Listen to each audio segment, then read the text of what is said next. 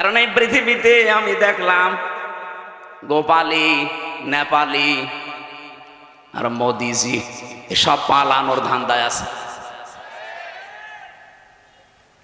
আমি যেটা বোঝাতে চাই, একজন মানুষ যদি একজন মানুষকে বিভ্রান্ত করে, তার একটা গুনাহ হয়েছে। আর ওই একটা লোকের কথার দ্বারা, কাজের দ্বারা যদি লক্ষ লক্ষ মানুষ বিভ্রান্ত হয়, ওকে আপনি একবার শাস্তি দিলে ওর গুনাহ মাফ হবে না। এই জন্য ইসলামের নাম নিয়ে হোক আর অন্য কোনো নাম নিয়ে হোক, এদেশে যেহেতু এখন সব ইসলাম এক জায়গায় হওয়ার একটা সম্ভাবনা দেখা অলরেডি দিয়েছে। যাদের ভেতরে এতদিন ছোটখাটো বিষয় নিয়ে মতপার্থক্য ছিল, এখন সব বাদ দিয়েছে। তারা বলছে এবার ইসলামের বাক্স যাবে একটা। এই জন্যই তো জালেম আর মুনাফিকদের মাথা খারাপ হয়ে গেছে। তারা এতদিন যারা আমারে বলতে হুজুর দোয়া করে, এখন দোয়া না বদ দোয়ার জন্য ডাকি না। তারা বুঝে ফেলেছে যে আট দল না, এদেশে আরো যারা ইসলাম চায় তারা যদি সব এক হয়ে যায়, এখন যাদের ডাকে সাড়া দিয়ে হচ্ছে তাদের বিরুদ্ধে টার্গেট লাগাও। এই কারণে জামাত ইসলামী ভণ্ড, এরা মওদুদিবাদ, এই কথাগুলো এই 54 বছর পরে আবার নতুন করে আরম্ভ করেছে অনেক আলেম নামে জালেম। আমি জালেমই বলবো, কারণ মিথ্যা কথা বলেন কেন আপনি? সুতরাং জামাত ইসলামী এখন আর ফু দিয়ে শুধু তাবিজ করে এদেশ থেকে উড়িয়ে দেওয়া যাবে না। এ কিন্তু রাজধানী থেকে শুরু করে ওয়ার্ড পর্যন্ত এদের কমিটি এখন একেবারে মানে শিকড় গেড়ে অলরেডি মাটি নিচে চলে গেছে। এই জন্য এই সমস্ত ধান্দায় যারা আছেন, এই ধান্দাবাজি বাদ দেন। এদেশের মানুষ এখন কিন্তু সচেতন। আগস্টের 5 তারিখের আগে এদেশের মানুষ আর বসবাস করে না। এখন চলছে সেপ্টেম্বর মাসের 17 তারিখ না 18 তারিখ। এই জন্য হিসাব নিকাশ করে চলেন। আশা করছি আপনাদের বিবেক খুলবে। এরপরও যদি কেউ দাদা বাবুদের কথায় নাচেন, যা হয়েছে আপার আপনাদেরও তাই হবে। আপনাদের আমরা ভালোবাসি, আপনারা মুসলিম মানুষ। আশা করছি অন্তত ভারতের আগ্রাসন যেন এদেশে আর ডানা বাঁধতে না পারে। যাদের দ্বারা বাঁধবে জাতি কিন্তু খুব সতর্ক, তাদেরকে চিনে ফেলবে, জীবনের মতো তাদেরকে তালাক দেবে। এদেশে কোনো ভারত প্রীতি চলবে না। কথা বলেন না কেন? এই দেশ যদি চলে, দেশের 18 কোটি মানুষের সিদ্ধান্ত অনুযায়ী চলবে। কোন দাদা কোন বাবার কথায় আমরা চলতে চাই না। আজকের মাহফিলে আলোচনা রাখলেন সেই খুলনা থেকে এসেছে অনেক কষ্ট করে মাওলানা রবিউল ইসলাম, মাওলানা হোসাইন মাহফুজ। ব্যবস্থাপনায় আছেন আব্দুল্লাহ আল মামুন উজ্জ্বল মাস্টার। এখানে দাওয়াত দিয়েছিলেন আমার যিনি রওশন আলম নাকি যেন নাম ব্যক্তিটার, রওশন আলম। মঞ্চে বসে আছেন আপনাদের এলাকার অবশ্যই সম্মানিত, নয়তো এখানে আপনারা চেয়ার দিতেন না। এদের সম্মান আর মর্যাদা কামনা করছি তাদের ঈমান এবং আমল অনুযায়ী। আমি যে কথা বলি ওখান থেকে একটা শিক্ষা বের করার চেষ্টা চালাই। দেখেন তো কেন ওনাদের আগে সম্মান কামনা করলাম। আল্লাহ রাব্বুল আলামিন জানিয়েছেন, ইয়ারফাউল্লাহুল্লাযীনা আমানু মিনকুম ওয়াল্লাযীনা উতুল ইলমা দারাজাত। তোমাদের ভেতরে যারা ঈমান আনে আর ঈমানের দাবি অনুযায়ী যে মানুষগুলো ইলম অর্জন করে আমল করে, এই দুইটা গুণ যাদের ভেতরে আমি দেখতে পাই। ইয়ারফা এটা মজারে, বর্তমান ভবিষ্যৎ, প্রেজেন্ট ফিউচার। আল্লাহ পাক দারাজাতুন না দিয়ে দারাজাত বহু বচন দিয়ে জানাতে চেয়েছেন। এই দুটো গুণে গুণান্বিত যারা অর্জন হবে, দিন যত যাবে তাদের মর্যাদা তত বাড়তেই থাকবে। আল্লাহ শুধু বাড়িয়ে দেবে তা না, বাড়াতেই থাকবে। এই জন্য আশা করছি যারা এখানে স্টেজে চেয়ার পেয়েছেন, ঈমান অবশ্যই আপনাদের আছে। ঈমান এবং আমল করা লাগবে আপনাদের জ্ঞান যোগ্যতা এলেম অনুযায়ী। কারণ বহু মানুষ তাদের জ্ঞান অনুযায়ী যোগ্যতা অনুযায়ী কাজ করে না, এই জন্যে তাদের মর্যাদা সম্মান দুনিয়াতে আল্লাহ আরো নষ্ট করে দেয়। কথা বোঝেন আমার? আমি নাম নিলাম না। বহু মানুষের জ্ঞান আছে, যোগ্যতা আছে, কিন্তু সে অনুযায়ী সে চলে নাই। এই জন্য আল্লাহ পাক তাকে তার উপরে তুলতে তুলতে এত নিচে নামিয়ে দিয়েছে যে সেখান থেকে আর উঠে আসা সম্ভব না। আপনাদের এই আসনের যিনি মন্ত্রী ছিল, কোথায় উঠেছিল? আল্লাহ এত নিচে নামিয়ে আছে। আমি সেদিন কোন দেশে যেন গিয়েছিলাম, সিঙ্গাপুর নাকি মালয়েশিয়া যেন, সেখানে যে দেখি নিচে বসলাম হোটেলে, দেখি চা খাচ্ছে। সালাম দিলাম, আসসালামু আলাইকুম। ওয়ালাইকুম আসসালাম বলবে তো না, বলছো হুজুর আমরা আগেই পালিয়েছি। আর সালামের জবাব না দিয়ে বলে ওয়ালাইকুম আসসালাম, বলবে না? বলছে আমরা আগেই পালিয়েছি। আপনি পালালেন কেন? এটা কোন জেলা যেন? রাজশাহী। এর পাশে নাটোর, ওখানে আর এক মন্ত্রী ছিল, খালি পলক মারে। কি অবস্থা এখন দেখেন। সেদিন আমি আদালতে হাজিরা দিতে গিয়েছিলাম আমার মামলার, যে দেখে আল্লাহর ওলি কাঁদতেছে। অথচ কি গেট আপ ছিল দেখেছেন? এক এক সময় এক এক সাজে থাকতো। এখন আপনজন বলতে তার কাছে আর কেউ নেই। তার যে পরিচয় দেবে, সে পরিচয় দিলেও ভয় পায়। আপনজন যারা, স্ত্রী পুত্র শব্দ বাইরের দেশে চলে গেছে, তার কাছে এখন এক প্যাকেট বিরিয়ানি নিয়ে, খাবার নিয়ে কেউ যাবে সেই রকম মানুষও নেই। অথচ কি দাপট ছিল তার। এজন্য আমার মনে হয় পলক সাহেবের কাছে শিক্ষা নেওয়া দরকার। মাত্র 1 বছর 1 মাসে তার চেহারা যা হয়েছে, আপনি এখন দেখলেও চিনতে পারবেন না পলক না পলকের দাদা। কি অবস্থা হয়েছে। আমিও 3 বছর ছিলাম, কিন্তু আমার চেহারাটা পাল্টায়নি। যদিও এরকম 100 গুণ কষ্ট আমারে দিয়েছে। আমার মাথার চুল থেকে পায়ের তালু পর্যন্ত 1 ইঞ্চি জায়গা বাকি নেই যেখানে জালেমরা টর্চার করে নাই। আমার উল্টো করে 11 ঘন্টা টাঙিয়ে রেখেছিল। এত পেটানো পেটিয়েছে, প্রায় 4-5 জন মিলে চোখ বেঁধে। আমার পেছনে শুধু ম্যাডাম ছাড়া কাউকে দেখানো যায় না। এই যে চেয়ার দিয়েছেন তো ভালো, যদি কাঠের চেয়ার দিয়েছেন বসতে পারতাম না। এত কিছু করার পর অন্তত এখন টিকে আছি। আরো মাত্র 1 বছরে মনে হচ্ছে কব্বরে অর্ধেক চলে গেছে, তাও তো কিছু এখনো টের পাননি।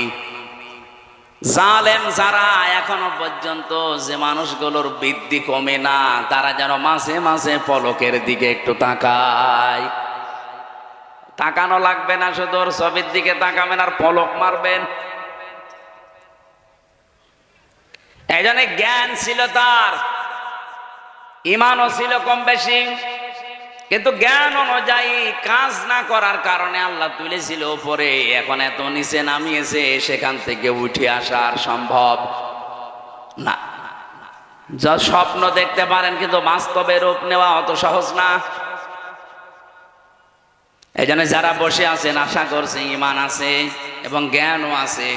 এই জ্ঞান অনুযায়ী দুনিয়াতে কাজ করার তৌফিক আল্লাহ তাদের দান করেন। বলেন আমিন।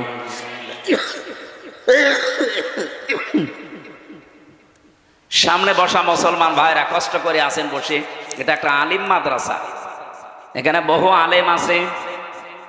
আলেমদের সম্মান মর্যাদা দুনিয়া আখেরাতে কামনা করছে আল্লাহ জানা। কিচ্ছু লাগবে না ভাই। পর্দার আড়ালে শুধু ডানে বামে না, বিভিন্ন জায়গায় তারা বসে আছে। সম্মানিতা মা এবং বোনেরা, প্রশাসনের ভাইরা, প্রাণ প্রিয় রাজশাহীবাসী, আল্লাহর দরবারে শুকরিয়া জানাচ্ছি যে এই বৃষ্টি মুখর দিন, রাতেও আমাদের সারা রাত আজকে বৃষ্টি এখানেও হয়েছে, হয়তো নয়তো যে কাদা মাটি। সুতরাং এই ঘন্টা 2-3 সময় আল্লাহ আমাদেরকে কোরআন শোনার জন্য যে একটু বের করে দিলেন। আমরা তাফসীর আকারে কথা বলতে চাই, আপনারা থাকবেন তো ইনশাল্লাহ? এখানে মাগরিবের আজানের 10 মিনিট আগে আমরা ছেড়ে দেবো ইনশাল্লাহ। দল মত নির্বিশেষে অনুষ্ঠান। এটা কি শুধু জামাত ইসলামী বাংলাদেশের অনুষ্ঠান? না, এ কোরআন শরীফ শুধু জামাত ইসলামী বাংলাদেশের না। কিছু কিছু মানুষ এখন কথা তুলতেছে যে এনাদের নামে ইসলাম শব্দ থাকা জায়েজ নেই। কেন? তারা বলছে আমরা শুধু কোরআন মানি আর হাদিস মানি, ইজমা, কিয়াস, ইজতিহাদ এগুলো আমরা মানি না। আপনি তো কোরআনও মানেন না, হাদিসও মানেন না, শুধু মানেন চাপাবাজি আর সাদাবাজি। বলেন আপনাদের জীবন যারা একথা বলে যে জামাত ইসলামী বাংলাদেশ, এখানে ইসলাম শব্দ থাকা যাবে না, শুধু জামাত বাংলাদেশ। আপনারা দলিল দিচ্ছেন যে আমরা কোরআন আর হাদিস মানি, বাকি কিছু মানি না। ওনারা যা করে কোরআন হাদিসে পড়ে না, আপনি যা করেন ওটা কোরআন হাদিসে পড়ে। আপনার সাদাবাজি আর সাদাবাজি কোরআনের কোন জায়গায় আছে আপনি দেখান তো। সেদিন একটা হাদিস পড়ছিলাম জেলা ইউনিটের বৈঠকে, বিশ্বনবী জানিয়েছেন আনাবি যাররিন রাদিয়াল্লাহু তাআলা আনহু قال قال النبي সাল্লাল্লাহু আলাইহি ওয়াসাল্লাম মান ইদ্দাআ মা লাইসা লাহু ফালাইসা মিন্না ওয়ালিয়াতাবাওয়া মাকআদাহু মিনান নার। মুসলিম শরীফের হাদিস, একটু খেয়াল করে শুনবেন। নবীজি বলেন যে জিনিস তোমার না ওই জিনিস যদি তুমি নিজের দায়িত্বে নিয়ে নাও তাহলে দুইটা শাস্তি ওই দিন থেকে তোমার শুরু হয়ে যাবে। আবার বলছি, যেই জিনিস তোমার না ওইটা যদি নিজের আয়ত্তে তুমি নিয়ে নাও, জোর করে হোক, জবরদস্তি করে হোক, দখল করে হোক, সাদাবাজি করে হোক, যেভাবেই নিজের দায়িত্বে যদি নিয়ে রাখো ওই দিন থেকে তোমার শাস্তি হবে দুইটা। এক নম্বরে ফালাইসা মিন্না, আমি নবী বললাম তুমি আমার উম্মত আর নেই। একজন বলছে সুবহানাল্লাহ। নবীজি বলছে ফালাইসা মিন্না, তুমি আর উম্মত নেই। বলেন তো, ইহুদিরা নবীর উম্মত, খ্রিস্টানরা উম্মত, হিন্দুরা উম্মত, বৌদ্ধরা উম্মত, ওরা মারা গেলে জানাজা হয়? বলেন বলেন। তাহলে যেই মুসলমান দাবি করে নবীর উম্মত থেকে খারিজ হয়ে গেল, তাহলে ওর জানাজা পড়ে কবরে দিয়ে কি লাভ হবে? আপনি তো নবীর উম্মতই নেই। যদিও ভাষাটা একটু কড়া হয়ে যাচ্ছে, বাস্তবতা এটাই। যারা অন্যের সম্পদ আজ নিজের দখলে নিয়ে বহু আনন্দে আছেন, আপনার নামের আগে মোহাম্মদ থাকতে পারে, আল্লাহর কসম আপনি নবীর উম্মত নেই। এবার আপনি এই হাদিসের এই প্রথম অংশ অনুযায়ী বলেন, বাংলাদেশে এরকম মানুষ আছে না নেই? বলেন বলেন, নাম ধরবো। রাজশাহীতে বহু অলি আল্লাহর নাম আমি জানি। দুই নম্বরটা আরো কঠিন, ওয়ালিয়াতাবাওয়া মাকআদাহু মিনান নার, সে যেন জাহান্নামে নিজের একটা স্থান বরাদ্দ করে নিল। আমার তো এই হাদিস পড়ার পর থেকে ভয় যে 1 বছর 1 মাসে বহু নবীর উম্মত দাবিদার খারিজ হয়ে গেছে।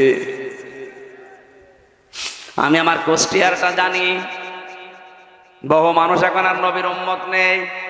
ইহুদি মরে গেলে যদি আমারে জানাজা পড়াতে না ডাকেন, নবীর উম্মত যে লোকটা আর নেই ও মরে গেলে আমারে জানাজা পড়াতে ডাকেন কেন? ওর জন্য আমি না কাবার ইমামও যদি এসে জানাজা পড়াই কবুল হবে? বলেন বলেন, কি বলবে সেই ইমাম সাহেব এসে? বিসমিল্লাহি ওয়া আলা মিল্লাতি রাসূলিল্লাহ, আল্লাহর নামে রাসূলের দলে তুলে দিয়ে গেলাম, অত আল্লাহর নামেও নেই, রাসূলের দলেও নেই। আশা করছি আপনার বিবেকে ধাক্কা লাগবে। এরপরেও যদি কারো বিবেক না খোলে, আমার মনে হয় তার বিবেকের ওপরে কুকুরে পেশাব করেছে। দেখেন স্যার বলছে ঠিক। 2 নাম্বারটা যেহেতু আরো কড়া, ওয়ালিয়াতাবাওয়া মাকআদাহু মিনান নার, সে যেন জাহান্নামে নিজের একটা স্থান বরাদ্দ করে নিল। আল্লাহ তুমি আমাদেরকে বাঁচাও। হ্যাঁ, এখানে একটা টিকা আছে, হাদিসের টিকাটাও বলছি, এদিকে তাকান। বহু মানুষ এই 1 বছরের ভেতরে ফতোয়া দিয়েছে যে বাংলাদেশ জামাত ইসলাম এই হাদিসের ভেতরে আছে। কেন? কারণ তারা ইসলামী ব্যাংক দখল করে নিয়েছে। এত বড় ডাহা মিথ্যা কথা আপনি বলতে পারলেন? ইসলামী ব্যাংক আপনার বাবার, যাদের ব্যাংক তারা ফেরত পেয়েছে, এদের মাথার ঘাম পায়ে ফেলা ব্যাংকটা এতদিন হাত ছাড়া হয়ে গিয়েছিল, এতদিন কেড়ে নিয়েছিল জালেমরা, এখন তারা ফেরত পেয়েছে। এটা চিন্তায় বলে না নিজের জিনিস নিজে ফেরত পাওয়া। আপনার কোন জিনিস যদি হাত ছাড়া হয়ে যায়, ওইটা যদি আপনি ফেরত পান, তাহলে এই হাদিসের শাস্তির আওতা মুক্ত থাকবেন। সুতরাং আন্দাজে এই দোষ দেওয়া যাবে না যে এরাও ছিনতাইকারী। ডাকসুতে নির্বাচনে যারা ভোট দিয়েছে, কেন্দ্রীয় একজন নেতা, আমি নাম নিলাম না, উনি কালকে রাত 12টার সময় টকশে বলছিল যে আমি কেন্দ্রের দায়িত্বে আছি, অথচ আমার 2 জন ভাতিজা ঢাকা বিশ্ববিদ্যালয়ে, তারা আমার দলের লোককে ভোট না দিয়ে ভোট দিয়েছে শিবিরকে। জিজ্ঞাসা করলাম বাড়িতে এসে যে ভোট দিয়েছিস কাকে? বলছে চাচা শিবিরকে। কেন? ওরা পানি খেতে দেয়, পানির ফিল্টার দিয়েছে, এসি লাগিয়ে দেয়। আর আপনি যাদের কথা বলেন ওরা এসি খুলে দেয়, পানির ফিল্টার ফেলে দেয়। আপনি বাঁচাবেন কি করে? আপনার নিজের ভাতিজায় হাতছাড়া হয়ে যাচ্ছে। এদেশে এখন যে অবস্থা চলছে, জোর করে জবরদস্তি করে টিকে থাকা এই দেশের মানুষের কাছে আর সম্ভব না। এদেশের মানুষের মনের ভেতরে প্রবেশ করতে হলে এদের জন্য কাজ করা লাগবে। কথা বলেন না কেন? আর এই সব ক্ষমতা বাংলাদেশ জামাত ইসলামের ভেতরে আছে। কারণ এই দল করতে হলে আপনাকে জামাত কর্মী হওয়ার আগে সমাজ কর্মী হওয়া লাগবে। আন্দাজে উড়িয়ে এসে জুড়ে বসে আমি জামাতের নেতা হবে না। আপনাকে আগে জামাত কর্মী দাবি করলে সমাজ কর্মী হওয়া লাগবে। বাংলাদেশ জামাত ইসলামীতে ওয়ার্ড থেকে শুরু করে কেন্দ্র পর্যন্ত একটা মানুষ আপনি দেখাতে পারবেন না যেখানে কাজ ছাড়া কেউ আছে। ও যদি রাস্তা ঝাড়ু দেওয়া হয় তাও কাজ করে খায়। আর কাজ করে খেলে প্রতি মাসে যদি 15,000 টাকা উপায় হয়, 100 টাকার 5 টাকা তারা এমনিতেই জামাত ইসলামকে দান করবে। এটা জোর করা না, জবরদস্তি করা না, তার নিজের ইচ্ছায় সে দিয়ে আসবে। যার যেভাবে ইনকাম তাকে ওইভাবে দেওয়া লাগবে। কেউ যদি 1 লাখ টাকা উপায় করে মাসে, তারও 100 টাকায় 5 টাকা। আমার যেমন দেওয়া লাগে আপনারও দেওয়া লাগবে। অন্য কোন দলের এই সিস্টেম আমি পাইনি। আপনি যদি দেখাতে পারেন চলেন আমারে নিয়ে দেখান। আপনারা যে আন্দাজে এক ফতোয়া দেন যে এরাও চাঁদাবাজি করে, এরা এত টাকা পায় কোথায়, আপনি আসেন আমার সাথে, আপনাকে আমি একেবারে পাই টু পাই দেখাবো যে টাকা আসে কোত্থেকে। এদের নামে 1 বছর 1 মাস পার হয়ে গেল, একটা চাঁদাবাজির মামলা নেই সারা বাংলাদেশে। আপনি কি করেন কি? এখনো পর্যন্ত মিথ্যা দোষ এদের উপরে চাপিয়ে দেন যে ছাত্রলীগ এদেরকে ভোট দিয়েছে। আপনার বিবেকে কি হয়েছে বলেন তো? ছাত্র দল যদি 5,000 ভোট পায়, ঢাকা বিশ্ববিদ্যালয়ে ছাত্র শিবিরে মনে করেন 5,000, এখনো যে 9,000 বেশি পেয়েছে, 9,000 কি ফেরেস্তা দিয়েছে? আপনারা বলছেন ছাত্রলীগ দিয়েছে। আপনার লজ্জা করে না কথা বলতে? তাদের নিষিদ্ধ করা হয়েছে, দেশ থেকে তারা পালিয়েছে। আপনি এত দিন ধরে রাজনীতি করে এরা 14,000 গাছ পায় আর আপনি 5,000। আপনার বরাবর যদি হয় 9,000 ভোট বেশি পায় কি করে? তাহলে আপনার রাজনীতি করার দরকার কি? আপনি তো দেউলিয়া হয়ে গেছেন। এই গোপন কথা মানুষকে বলা লাগে? এসব কথা বললে মানুষ বুঝে ফেলবে না? এমনিতেই দলে দলে মানুষ আসতেছে। আজ বড় বড় ব্যবসায়ী যারা বাংলাদেশের সব আমিরে জামাতের কাছে যে ধর্ণা দিচ্ছে যে আপনারা আছেন, আমাদের চিন্তা নেই, আপনাদের কাছে যায় না কেন? এখনো কিন্তু ভরাডুবি হওয়ার আগে চিন্তা করেন। ঢাকা বিশ্ববিদ্যালয়, জাহাঙ্গীরনগর বিশ্ববিদ্যালয়, যেখানে আজান দেওয়া পর্যন্ত নিষেধ ছিল, সলিমুল্লাহ হলে, মহসিন হলে আমি নিজে দেখেছি আজান দেওয়া এই 16 বছর নিষেধ ছিল। 16 বছর আজান হয়নি। ছাত্রলীগের ভাইরা বলতো আজান দিলে আমাদের ঘুমের ডিস্টার্ব হয় ফজরের সময়, এই জন্য আজান বন্ধ। এই ডাকসু নির্বাচন 9 সেপ্টেম্বর গেছে, এই রাত থেকে আল্লাহু আকবার ধ্বনি দিয়ে আজান আরম্ভ হয়েছে। জাহাঙ্গীরনগর আমি নিজেও ছিলাম 1 বছর, ওখানে এমন পরিবেশ থমথমে ছিল ওই সময়, পায়খানার ভেতরে ইশারা দিয়ে নামাজ পড়া লেগেছে, এইরকম পরিবেশ গেছে। আর সেখানে আজ উচ্চারণ হচ্ছে লিল্লাহে তাকবীর। এর চাইতে আর কি দেখতে চান?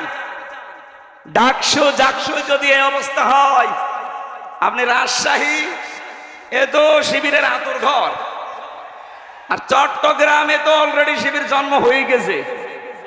আর কুষ্টিয়া ভার্সিটিতে পা দিতেও পারবে না কেউ। ওখানে 100 জনের 100 জনই শিবির। যেখানে আছে সেখানে আপনার এখন ভয়। এখন বলছে আমরা ডাকসু জাকসু নির্বাচন চাইনি, আমাদের উপরে চাপিয়ে দেওয়া হয়েছে। আমার মনে হয় কয়েকদিন পরে তারা এই কথাও বলবে যে জাতীয় নির্বাচন আমরা চাইনি, চাপিয়ে দেওয়া হয়েছে। আমরা চেয়েছিলাম ওই আপার মতো রাতের ভোট দিনে করি নিতে, এই দিনের ভোট রাতে করি নিতে। আশা করছি আপনাদের বিবেক খুলবে। এখনো থামেন, নয়তো যা আরম্ভ করেছেন শেষে মাথা গোজার ঠাঁইও পাবেন না। আর এবার বাংলাদেশে যে অবস্থা তৈরি হয়েছে, আমি খোলাখুলি বলছি ভাই, কোনো গোপন কথা না। এই দেশে এখন দল দুইটা, হয় ইসলাম না ইসলামের হয় বিপক্ষে। এখন এক দল আছে এই দেশে শয়তানের দল, আর এক দল আল্লাহর দল। সে যে নামে আসুক, যারা আল্লাহর বিধান কায়েম করতে চায় তারা আল্লাহর দল, যারা শয়তানের বিধান কায়েম করতে চায়, মানুষের তৈরি করা আইন, সে যে নামে আসুক ও শয়তানের দল। কথা বলেন না কেন? সুতরাং এই দেশে আর আপনি মাঝখানে থাকতে পারবেন না, যে কোনো একদিকে যাওয়াই লাগবে, হয় থাকবেন না যাবেন। এদেশে এখন সামনে কিন্তু বদরের ময়দান অলরেডি আসতেছে। বদরের ইতিহাস পড়েছি যে ছেলে বাবার বিপক্ষে কথা বলা যাবে না, যেভাবে আছে এভাবে থাকেন ভাই। এখন বলছেন কার শেষে জোহরের পর থেকে আরম্ভ হয়েছে। মেয়েরা কি মেয়েদের পর্দার আড়ালে দিয়ে দেন, কে দেখবে কি? যান আপনারা পর্দার আড়ালে যান।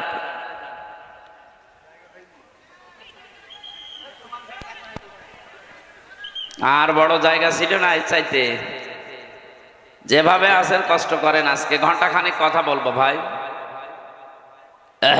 সারাদিন প্রোগ্রাম চলছে, সেই ফজরের পর থেকে আরম্ভ হয়েছে।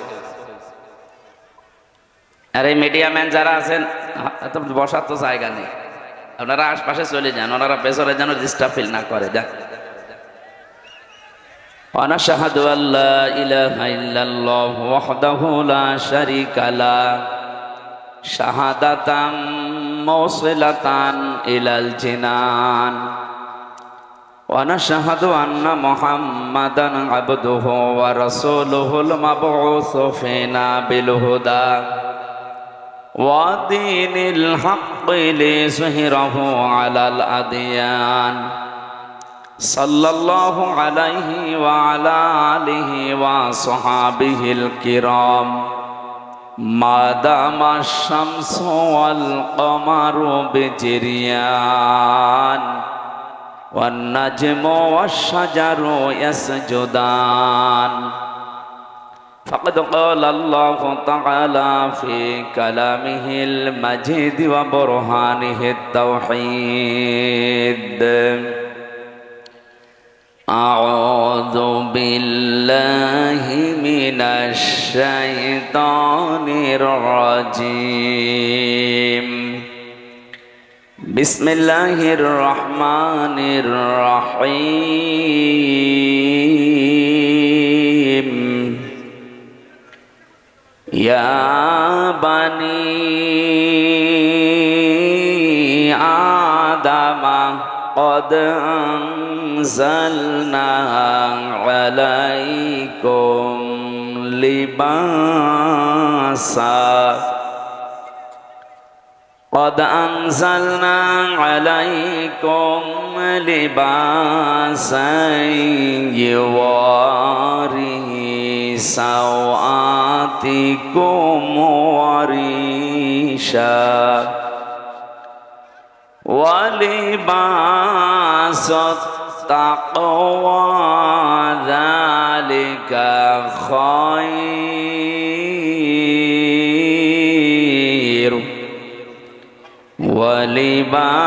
ولباس التقوى ذلك خير ذلك من آيات الله لعلهم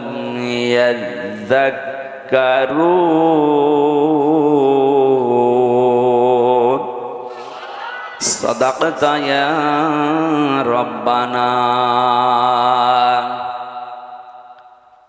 عن أبي هريرة رضي الله تعالى عنه قال قال النبي صلى الله عليه وسلم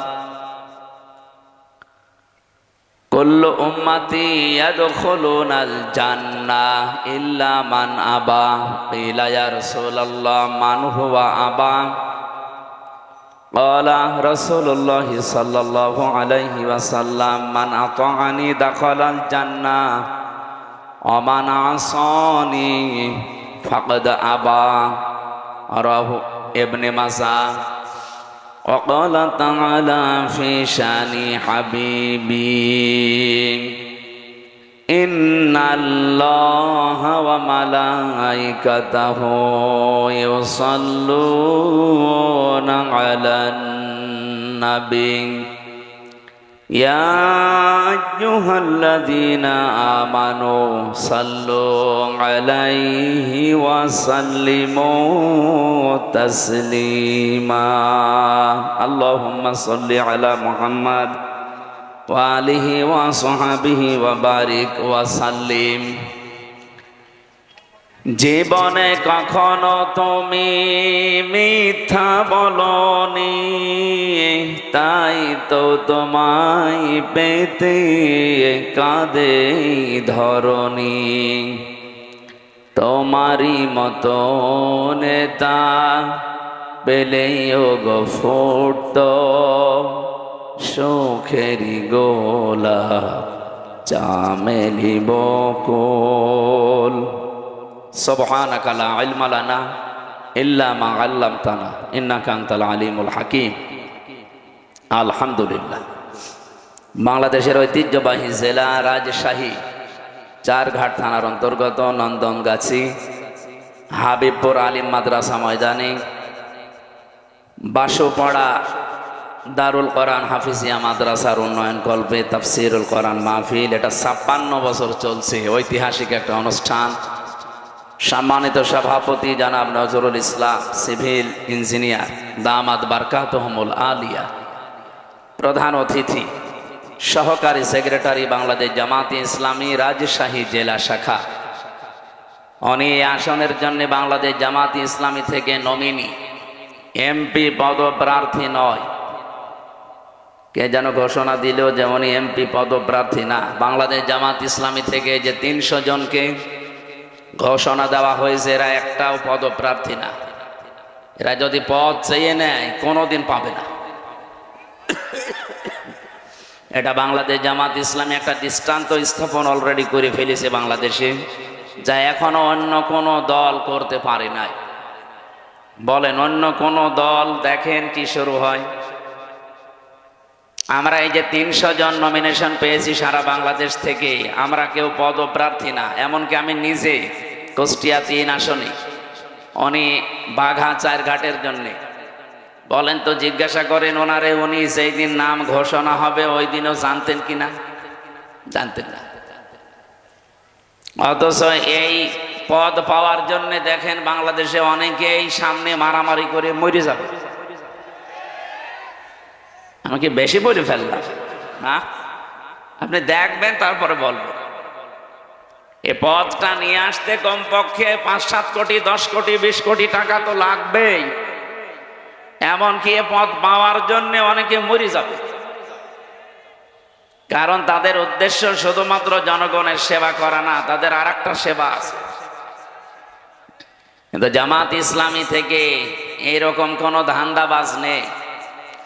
অলরেডি ঘোষণা আপনারা শুনেছেন আমির জামাতের কাছ থেকে, যে এই দল থেকে কেউ যদি এমপি হয়, মন্ত্রী হয়, 5 বছরে তার একটা টাকা বাড়বে না, যা আছে আরো কমে যাবে। এই দেশে 73টা দল, কোন দল এই গ্যারান্টি দেখতো ওই দল থেকে এমপি দাঁড়াবে? বলবো ঝামেলা করে লাভ কি? আমার ওখানে যিনি আছেন উনি অলরেডি ঘোষণা অলরেডি দিয়েছেন যে দরকার হয় আমি 100 কোটি টাকা খরচ করব, তারপরও এই আসন আমার চাই। আপনার কি লাভ ভাই? আমাদের 1 টাকা খরচও নেই, 1 টাকা তোলার ধান্দাও নেই। আর আপনি 100 কোটি টাকা যদি খরচ করেন, কমপক্ষে 5 বছরে 500 কোটি টাকা তুলবেন। আর যেভাবেই তুলবেন এগুলো তো সব জায়েজ নাকি? এই কারণে আমাদের অবস্থা এই জায়গায় দাঁড়িয়েছে, আগামীতে দাঁড়াবে না ইনশাআল্লাহ। যিনি আজকের প্রধান অতিথি, বিশিষ্ট ইসলামী চিন্তাবিদ, শিক্ষাবিদ অধ্যক্ষ জনাব নাজমুল হক দামাত বারকাতুহুমুল আলিয়া, বলেন আমিন। বিশেষ অতিথি সেক্রেটারি বাংলাদেশ শ্রমিক কল্যাণ ফেডারেশন রাজশাহী বিভাগ, রাজশাহী জেলা, মাওলানা শফিকুল ইসলাম। আমন্ত্রিত অতিথি, অনেক মানুষের নাম দিয়েছেন আপনারা, জানাব আবুল কালাম আজাদ সোহেল রানা না সোফেল রানা, সোফেল ভুল হয়েছে মনে হয়, সোহেল রানা হওয়ার কথা ছিল হয়তো। জানাব আয়ুব আলী এবং মিজানুর রহমান, এখানে যাদের নাম দেখলাম এদের নামে দেখেন এখানে কিছু লেখা আছে। একজনের লিখেছেন আমির বাংলাদেশ জামাত ইসলামী চারঘাট উপজেলা, বাংলাদেশ জামাত ইসলামী চারঘাট উপজেলার সহকারী সেক্রেটারি, বাংলাদেশ জামাত ইসলামী চারঘাট উপজেলার সেক্রেটারি, বাংলাদেশ জামাত ইসলামী নিমপাড়া ইউনিয়নের আমির। আমার মনে হয় বাংলাদেশ জামাত ইসলামী এখন শুধু ইউনিয়ন না, ওয়ার্ড না, এখন ঘরে ঘরে পর্যন্ত পৌঁছে গেছে।